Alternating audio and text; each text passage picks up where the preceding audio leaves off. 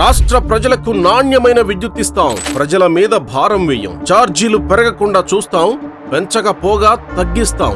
ఈ ఊకదంపుడు మాటలే ఏ రాజకీయ పార్టీ అయినా అధికారంలోకి రాక ముందు చెప్పి, అందుకు మేము ఏమాత్రం భిన్నం కాదు అని నిస్సిగ్గుగా చెబుతున్నట్టే కనబడుతోంది ప్రస్తుత ఆంధ్రప్రదేశ్ కూటమి ప్రభుత్వం. విద్యుత్ శాఖలో ఇది మరో అతిపెద్ద కుంభకోణం కాబోతోంది అని, నాడు విద్యుత్ రంగాన్ని నేడు పరిపాలనను శాసిస్తున్న ఓ ప్రధాన అధికారి, ఓ మంత్రి దగ్గర కీలక వ్యక్తి అయిన ప్రైవేటు మనిషి కనుసన్నల్లోనే ఈ నిర్వాకం మొత్తం సాగుతోందని ప్రభుత్వ వర్గాల భూగట్ట.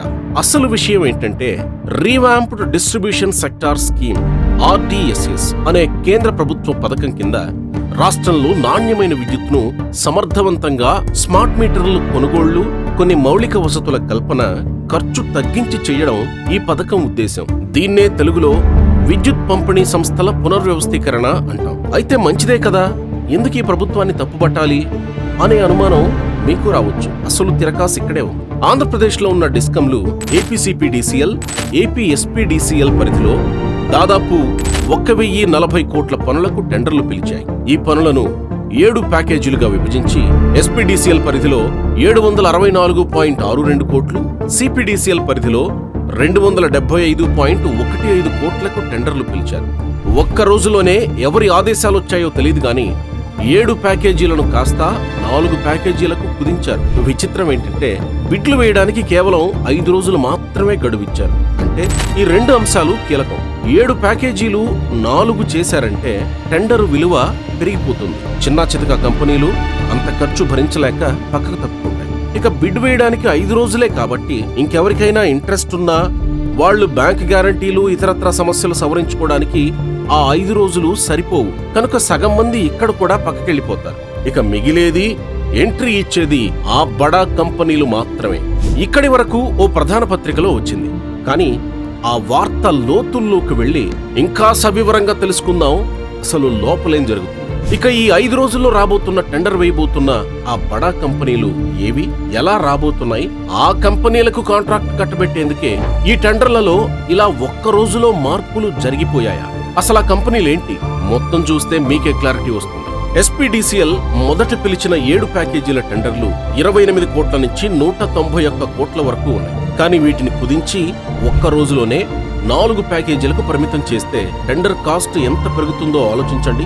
ఇక ఆ పెరిగిన కాస్ట్ ను ఎవరు భరించగలరో వారే కదా బిడ్లు వేస్తారు.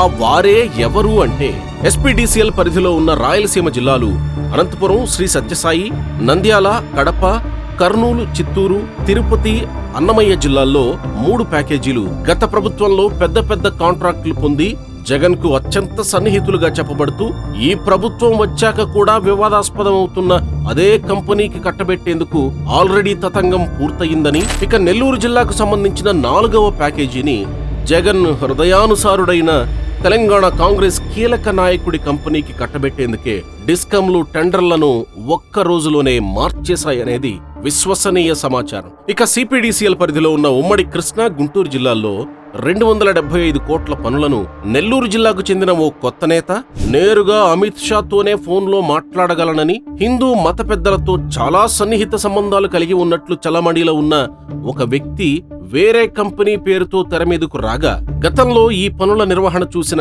NCCని కాదని సదరు నెల్లూరు కొత్త నేతకు కట్టబెట్టేందుకు లైన్ క్లియర్ చేసేసుకున్నట్టు సమాచారం. ఈ పనుల్లో దాదాపు 40% కాంట్రాక్ట్ కంపెనీకి మిగులుతుంది అని, అందుకే జగన్ తన మనుషులకు కట్టబెట్టాడు గతంలో అని, 100 కోట్లు కొట్టేశారు అని ప్రతిపక్షంలో ఉన్నప్పుడు గొంతు చించుకొని గగ్గోలు పెట్టిన టీడీపీ కీలక నాయకులు ఇప్పుడెందుకు అదే జగన్ సన్నిహితులకు కట్టబెడుతుంటే మౌనంగా ఉన్నారో సగటు తెలుగుదేశం కార్యకర్తకు అంతుపట్టని పరిస్థితి. ప్రాణాలకు తెగించి యుద్ధం చేసేది మేము, అధికారంలోకి వచ్చాక కాంట్రాక్టులు మాత్రం వైసీపీ వారికా అంటూ లోలోన రగిలిపోతుందట టీడీపీ క్యాడర్. మరి ప్రతిపక్ష వైసీపీ పార్టీ నాయకులు గాని, జగన్ గాని ఇంత జరుగుతున్నా ఎందుకు మాట్లాడడం లేదు అంటే, తన మనుషులకే ఇస్తున్నప్పుడు తాను మాట్లాడడం ఎందుకు, అంతిమంగా వచ్చేది మనకే కదా అనుకున్నారో ఏమో.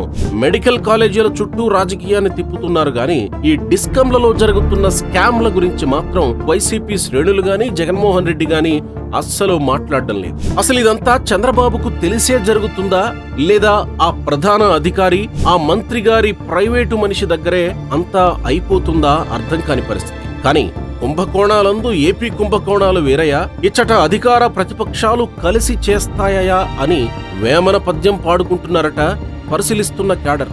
ఇప్పుడు మౌనంగా ఉండొచ్చేమో గాని వారికి అవకాశం వచ్చినప్పుడు వారు కొట్టే దెబ్బ రుచి ప్రస్తుత కూటమి ప్రభుత్వ పెద్దకు బాగా తెలుసు కదా. చూద్దాం మరి సరిదిద్దుకుంటారో చాలు బాబు అనే వరకు తెచ్చుకుంటారో.